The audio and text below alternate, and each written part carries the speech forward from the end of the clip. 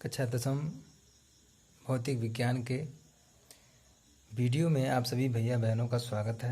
आज हम लोग गोलीय दर्पण के बारे में अध्ययन करेंगे। भौतिक विज्ञान कक्षा 10वीं।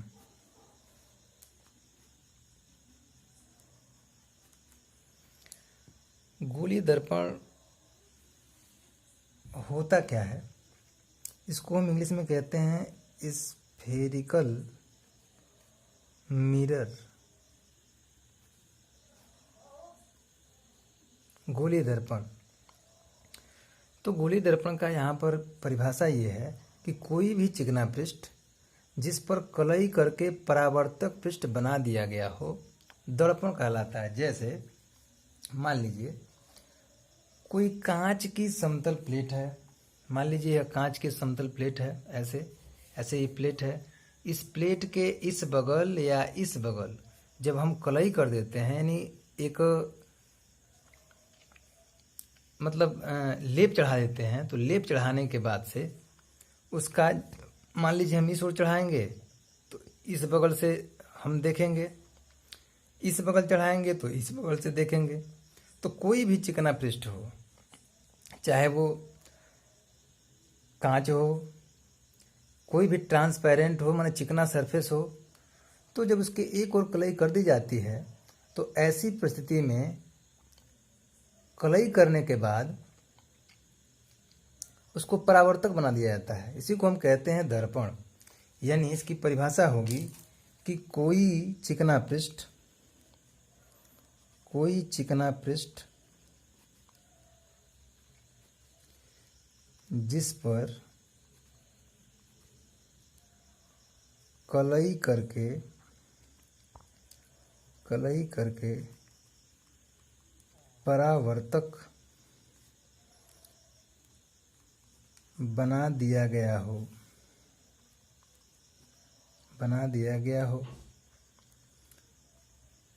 दर्पण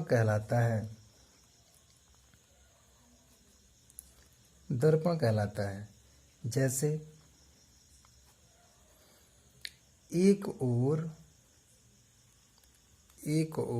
कलई की गई कांच की समतल प्लेट समतल दर्पण कहलाता है। देखिए यहाँ पर दर्पण का मायना क्या है। दर्पण का मतलब होता है आईना। आईना का मतलब जिसमें हम अपने चेहरे को निहारते हैं, रोज निहारने का काम करते हैं, वही दर्पण कहलाता है। तो जिस दर्पण में आप देखते हैं उसी दर्पण को जब आप उजाड़ेंगे तो आप देखेंगे, जिस दर्पण में अपने चेहरे को देखते हैं उसको उजाड़ने के बाद हम जब उसको पलटेंगे तो इस वाले सरफेस पे रेड ऑक्साइड की पेंट होती है। और जब जहाँ से वो पेंट हट जाती है तो हम आगे से देखते हैं, मतलब अगर मान लीजिए यहाँ का पेंट हटा हुआ है तो इसके ठीक सामने यहाँ पर हमको अंधेरा दिखाई देगा। तो रेड ऑक्साइड की पेंट इसलिए लगाई जाती है, जब उसको हम लगा देते हैं एक तरफ तो वो तुरंत परिवर्तित हो जाता है, वो बदल जाता है, वो परावर्तक तल में बदल जाता है। तो इस स्थिति के कारण जो हमको कांच है वो दर्पण का रूप पकड़ लेता है। तो इसीलिए इसकी परिभाषा में बताई गई है कि कोई भी चिकना पृष्ठ जिस पर कलई करके परावर्तक बना दिया गया हो दर्पण कहलाता है। जैसे एक और कलई की गई कांच की समतल प्लेट, यानी जो प्लेट मान लीजिए आजकल मेज़ों पर लग रही है, शीशे का मेज़ बन रहा है, या कोई भी कांच की प्लेट हो, उसके एक साइड में जब हम पेंट कर देंगे तो वो दर्पण का प्रारूप धारण कर लेगी। दूसरी परिभाषा इसकी ये भी है कि वे दर्पण जो कांच के खोखले गोले के कटे भाग होते हैं कटे भाग होते हैं गोलीय दर्पण कहलाते हैं। गोलीय दर्पण कहलाते हैं। इनके एक तल पर पारे अथवा चांदी की कलई करके उसके ऊपर लाल ऑक्साइड का पेंट कर दिया जाता है।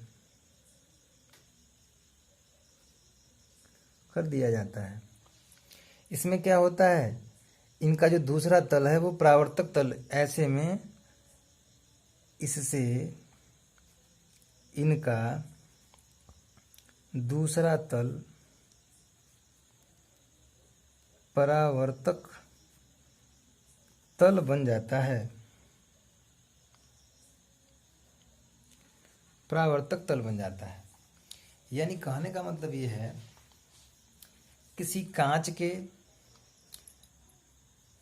चिकने, चाहे किसी चिकने पृष्ठ पर जब हम उसके एक तरफ कलई कर देते हैं, और वह कलई किसकी होती है, चांदी की कलई या पारे की कलई, और उसके ऊपर लाल ऑक्साइड का पेंट कर दें, तो ऐसी स्थिति में जिस पर हम पेंट करते हैं उस भाग को, उस तल को छोड़कर जो दूसरा तल है वो परावर्तक तल बन जाता है, और इसे ही हम गोलीय दर्पण कहते हैं। गोलीय दर्पण के जो प्रकार हैं, गोलीय दर्पण मुख्यतः दो प्रकार के होते हैं। गोलीय दर्पण के प्रकार ये मुख्यतः दो प्रकार के होते हैं। कौन कौन? एक होता है, लिखेंगे, ये मुख्यतः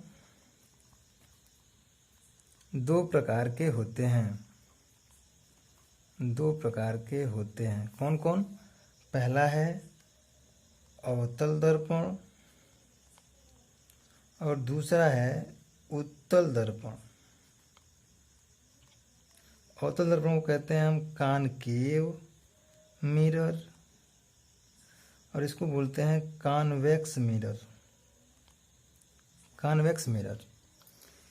तो पहले पे आते हैं हम कि हम अवतल दर्पण कहते किसको हैं। अवतल दर्पण यानी कॉनकेव मिरर। तो यहाँ पर थोड़ा देखेंगे हम अवतल दर्पण में क्या होता है, जिनके उभरे हुए तल पर, यानी कि अगर मान लीजिए कोई कांच का खोखला गोला है, तो ये जो उभरा हुआ तल है, अगर इस वाले तल पर, ये जो उभरा हुआ तल, ये इस तल पर अगर पालिश हो, इस तल पर अगर कलई की गई हो, पालिश हो, तो परावर्तन अंदर की ओर ये जो दबा हुआ तल है इस सतह से होता है। ऐसे दर्पण को हम कहते हैं अवतल दर्पण। तो इसकी परिभाषा होगी कि ऐसे गोलीय दर्पण जिनमें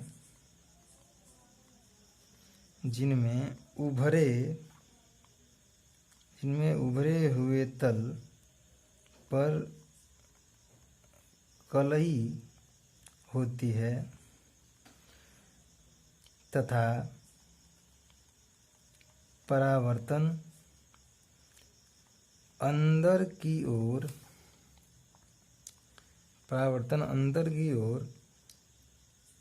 दबी सतह से होता है,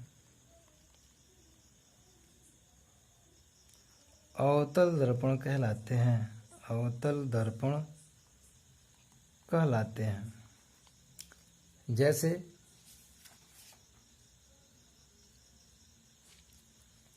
मान लीजिए ये कांच के खोखले गोले का कोई भाग है,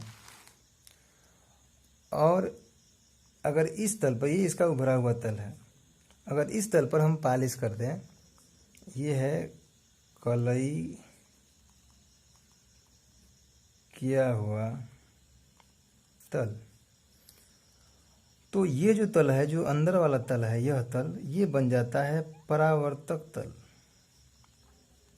और ऐसी स्थिति में ऐसे दर्पण को हम कहते हैं अवतल दर्पण, यानी जिसमें जो उभरा हुआ ये बाहर वाला उभरा हुआ है, उभरे हुए तल पर कलई हुआ हो, और अंदर वाला जो धंसा हुआ तल हो वो उस पर कलई न हुआ हो, यानी परावर्तन अंदर की ओर से हो, तो ऐसे दर्पण को हम अवतल दर्पण कहते हैं। जैसे मान लीजिए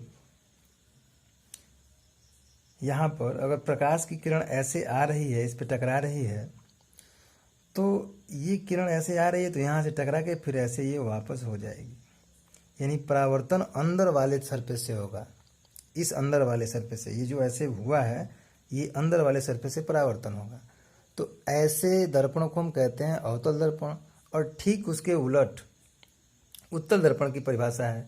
तो उत्तल दर्पण में क्या होता है, जैसे मान लीजिए उत्तल दर्पण में, अब उत्तल दर्पण में जो धंसा हुआ भाग होगा उस पर कलई होगी और उभरा हुआ भाग खाली होगा, तो इसको हम कहेंगे उत्तल दर्पण। तो उत्तल दर्पण की परिभाषा है।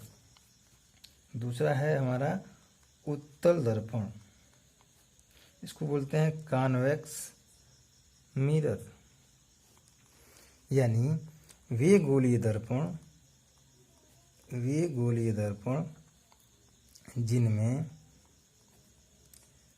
जिनमें दबे तल पर कलई होती है तथा परावर्तन बाहरी उभरी सतह से होता है, उत्तल दर्पण कहलाते हैं।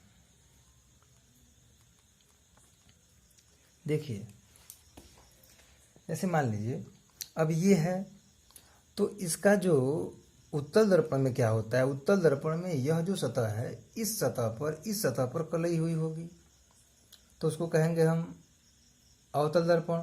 और उत्तल दर्पण में क्या होता है, उत्तल दर्पण में जो आंतरिक सतह है यह वाला रंगा होता है, यह वाला खाली होगा, यानी यह रंगा अंदर वाला धंसा हुआ रंगा हुआ और यह खाली तो उत्तल, और यह रंगा हुआ और यह खाली तो अवतल। तो इसका फिगर ऐसे होगा। मान लीजिए ये गोली दर्पण है और इसका अंदर धंसा हुआ भाग ये है, इस पे हम कलई कर दे रहे हैं, तो ऐसे दर्पण को इसका नाम हो जाएगा उत्तल दर्पण। इसमें देखिए कैसे होता है, इसमें चूंकि इधर रंगा हुआ है तो प्रकाश की किरण ऐसे ही गिरेगी, तो प्रकाश की किरण मान लीजिए ऐसे गिर रही है इस बिंदु पे, तो फिर ये ऐसे होके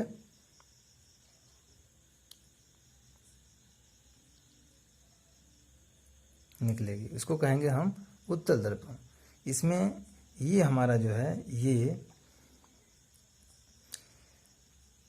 कलई किया तल है, और ये जो तल है इसको कहेंगे ये है हमारा परावर्तक तल।